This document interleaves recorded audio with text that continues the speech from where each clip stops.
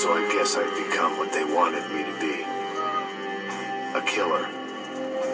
Some rent-a-clown with a gun who puts holes in other bad guys. Well, that's what they had paid for, so in the end, that's what they got.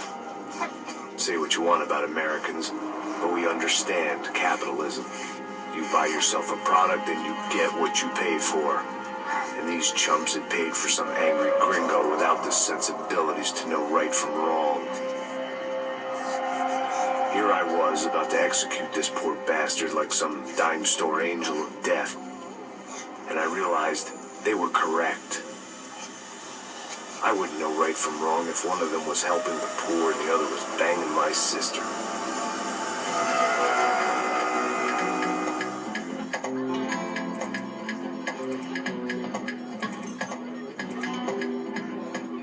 I'd arrived in São Paulo a few weeks before.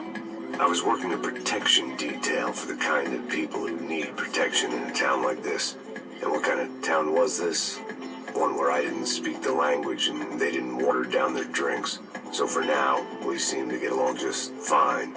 Of course, that was about to change. Hey, brother.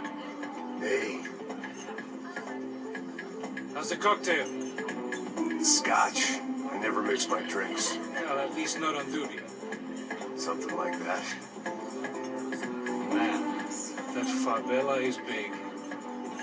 Yep. Nothing like the view of extreme poverty to make a penthouse cocktail party really swing. I guess they call it trickle-down economics. That's funny. It's supposed to be a charity thing. Drink and give money. I don't know, something for the kids. Hey, listen, man. We better look lively. This place is a nightmare. You just got cowboys running security downstairs. Something rotten in the air. That didn't mean much. There was always something rotten in the air. The family we were protecting were local celebrities, rich parasites with delusions of humanity. The kind of people who end up in glossy magazines or body bags, depending on how their luck runs. So where are they all? I see Rodrigo over there talking to that guy. Yeah, I don't know him. That guy next to him. He's some kind of cop. I think, I'm not sure. Serious, though. Big end cop, anti-gang sort of thing. I can't remember his name. So who's this guy? That guy's a plastic surgeon or some kind of surgeon. Tummy tucks and cock implants. Ha! Look at Marcelo. Still dances like a fool. Guess that's what a European education and a coke habit will do to Ricky Martin look alike. That's very funny, Max. Oh, excuse me.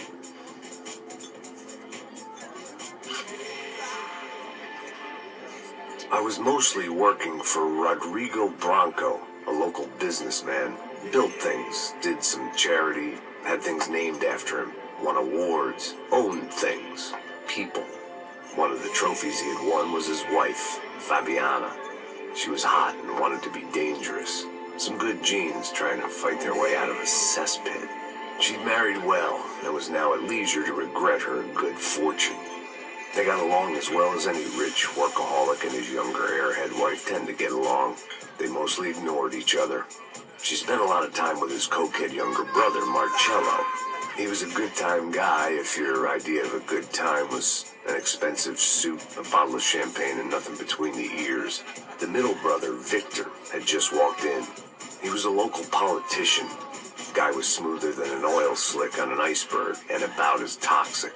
The rest of the crowd, I didn't know, but I could imagine the types. People who know if they drink enough, they won't have to feel guilty about their good fortune. Suddenly, things turned real ugly. Felt like our hangovers arrived right on cue.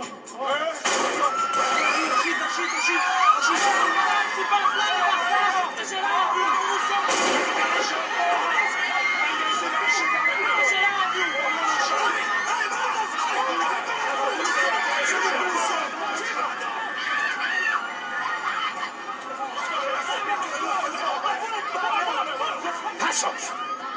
What was that? I don't know what the fuck that was. Let's go. Things had gone from fine to fucked up in about a second, and now there were two idiots at the wheel.